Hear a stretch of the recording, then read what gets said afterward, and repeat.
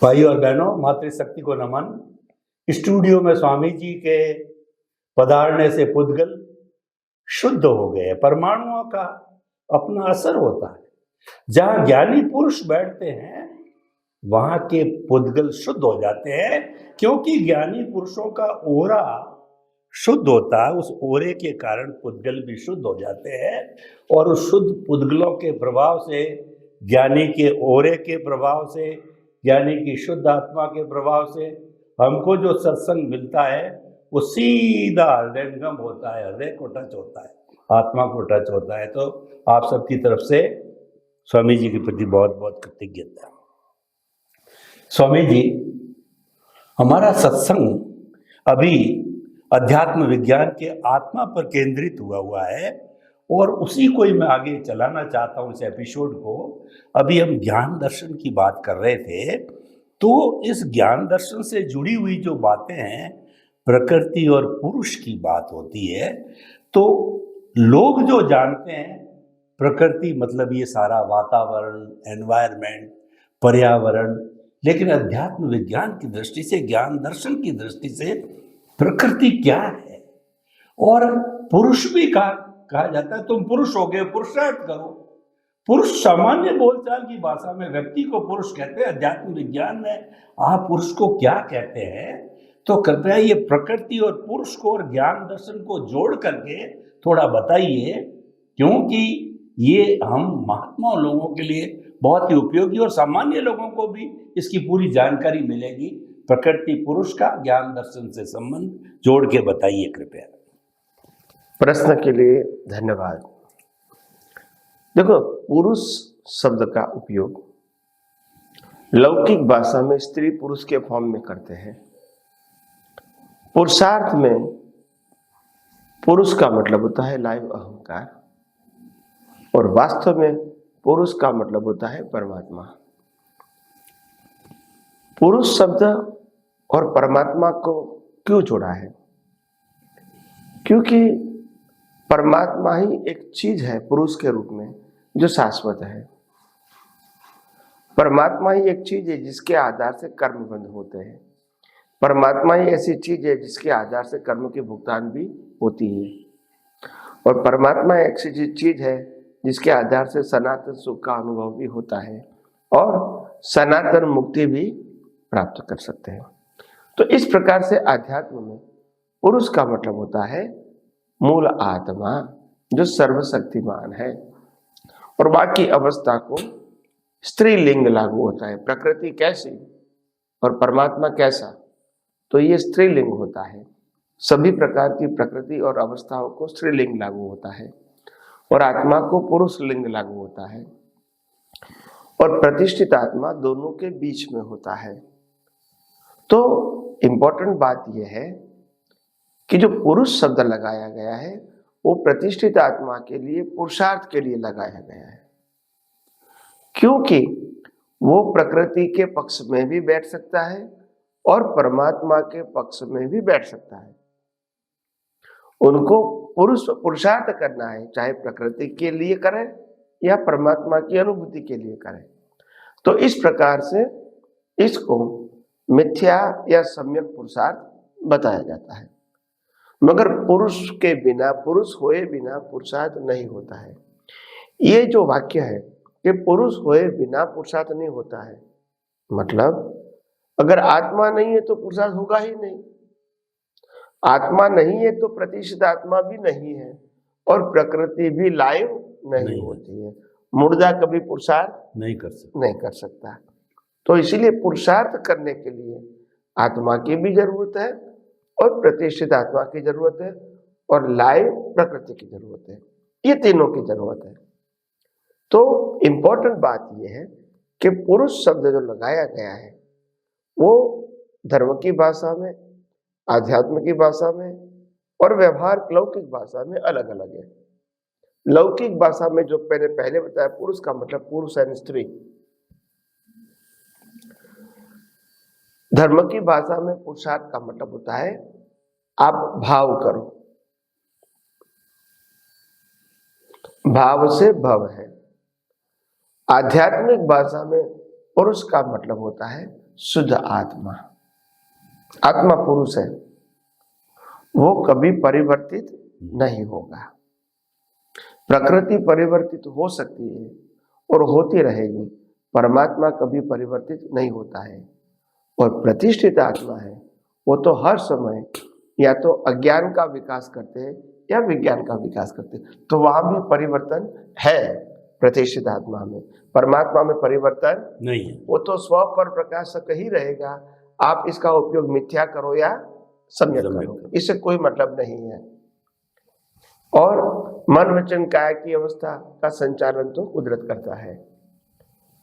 तो तीनों में, प्रकृति, प्रतिष्ठित आत्मा और परमात्मा, तीनों में परमात्मा की बहुत बड़ी वैल्यू है।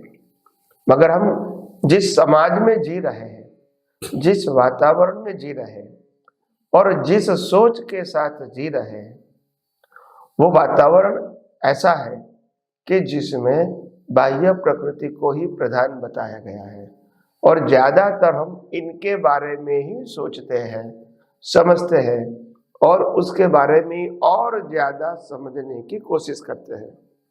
और इसीलिए हम कभी पुरुषार्थ के पक्ष में बैठते ही नहीं हैं, हम प्रकृति के पक्ष में ही बैठते हैं। तो इसीलिए हम ये मानते हैं कि आध्यात्मिक जगत में आगे बढ़ने के लिए हमको आत्मा की वैल्यू समझनी पड़ेगी और प्रकृति क्या है वो कुदरती कानून से समझना पड़ेगा, ताकि आपको मालूम होगा कि प्रकृति की वैल्यू आत्मा के सामने कुछ भी नहीं है, मगर प्रकृति की वैल्यू संसार के लिए है, जीवन जीने का साधन। मगर उसकी वैल्यू करेंगे तो वो संजोग बार बार मिलते रहेंगे, तो उनकी वैल्यू जीरो करना है, इनको बदलना नहीं है। राग से भी वैल्यू नहीं करना है, द्वेष से भी वैल्यू नहीं करना है, वो न्यूट्रल रहना है। क्या करना है? न्यूट्रल रहना है, संभाव। हाँ, तो प्रकृति के अंदर न्यूट्रल रहोगे तभी आप आध्यात्म के मार्ग में आगे बढ़ सकते हो, अज्ञान को मिटा सकते हो और आध्यात्मिक डेवलपमेंट आप अनुभव कर सकते हो।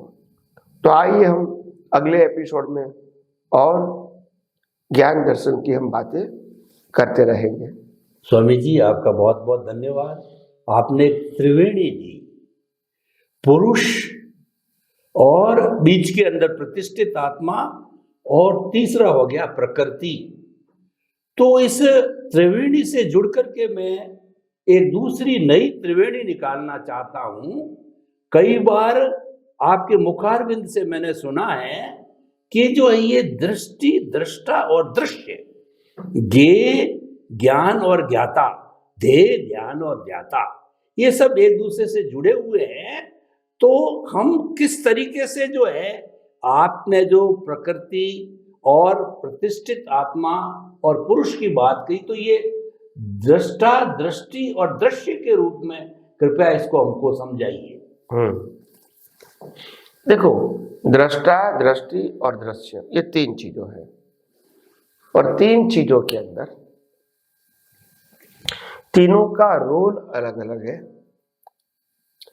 तीनों का एग्जिस्टेंस अलग अलग है और तीनों की क्वालिटी अलग अलग है। हम जब दृश्य बोलते हैं तो दृश्य हमेशा विनाशी होते हैं, परिवर्तित होते हैं और इनका बिगिनिंग एंड एंड होता है।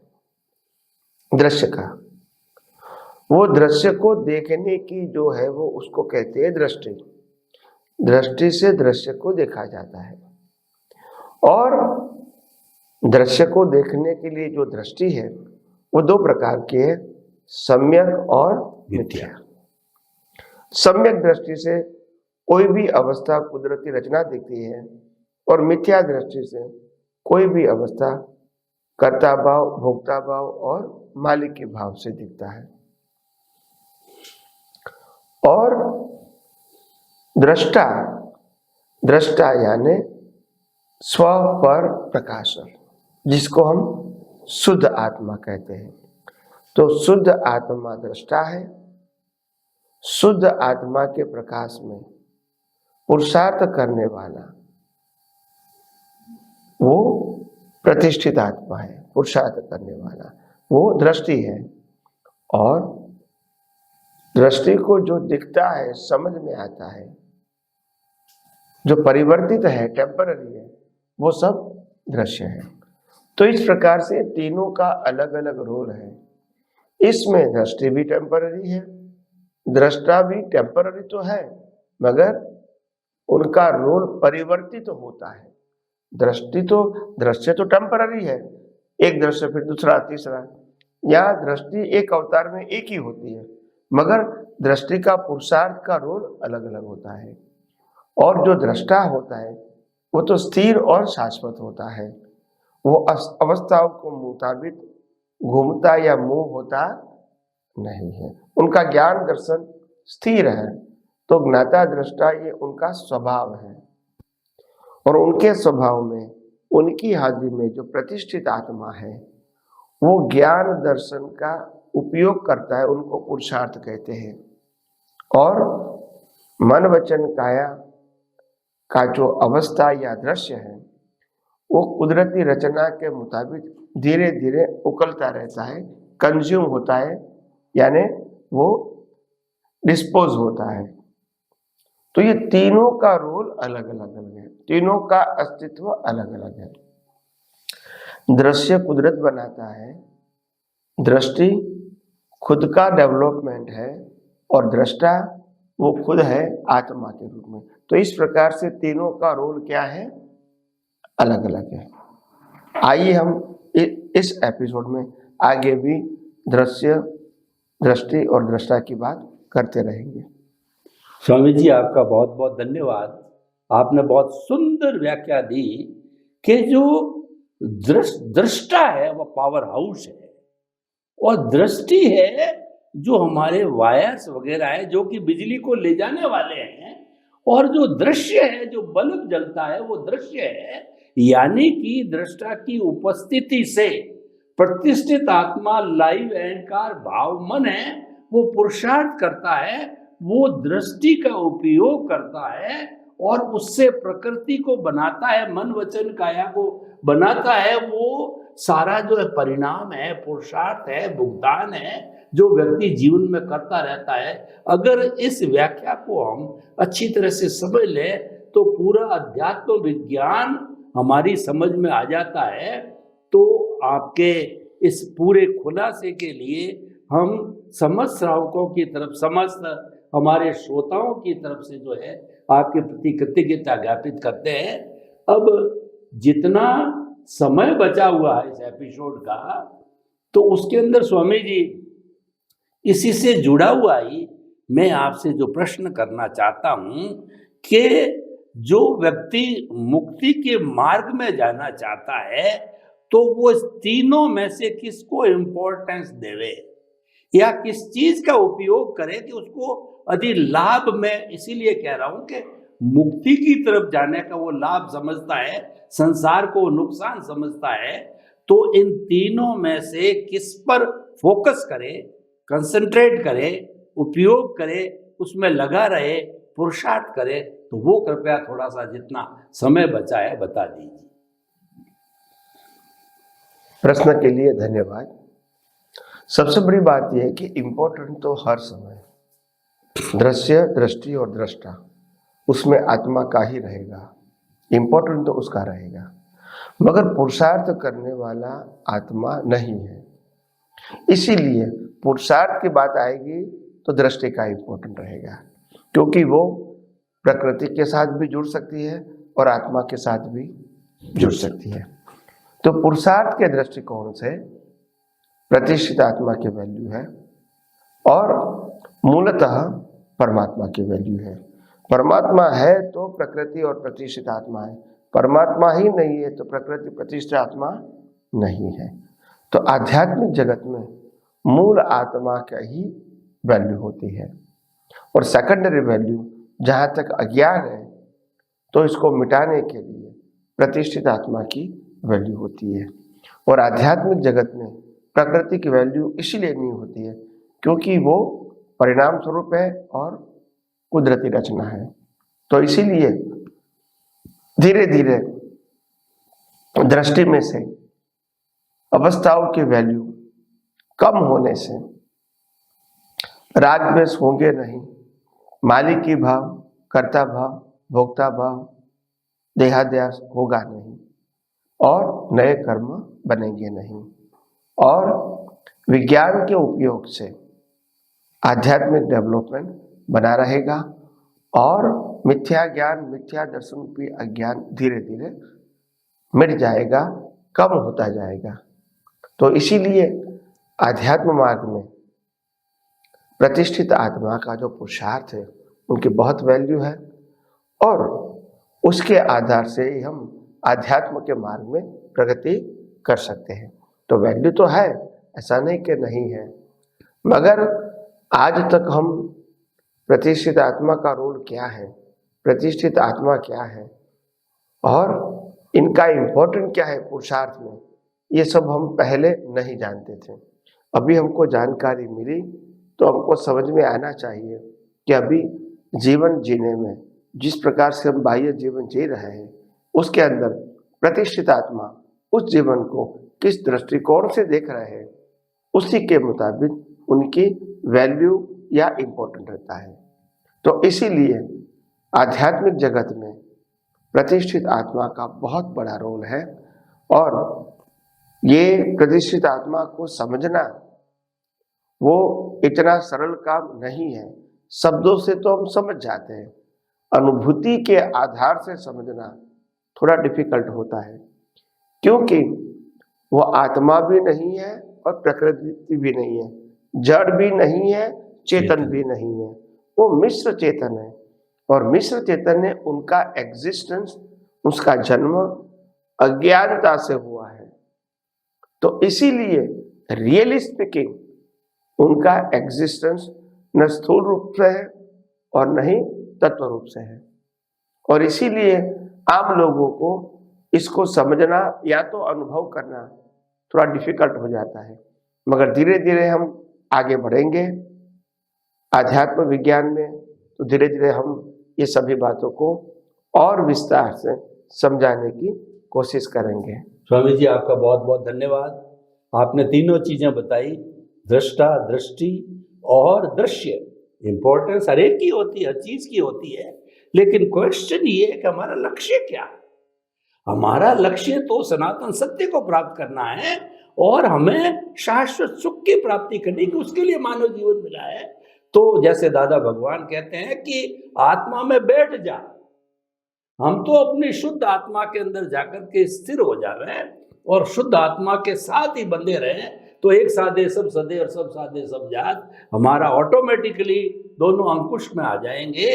वो एक महावत जो अंकुश रखता है वैसे अंकुश जो है दृष्टा रखता है, तो दृष्टा की तरफ हमारा हर वक्त ध्यान रहना चाहिए। सब समाधान हो जाएगा, हम शाश्वत सुख को प्राप्त कर लेंगे। सभी श्रोताओं की तरफ से जो है आपका बहुत बहुत कृतज्ञता, धन्यवाद। जय सच्चिदानंद। जय सच्चिदानंद।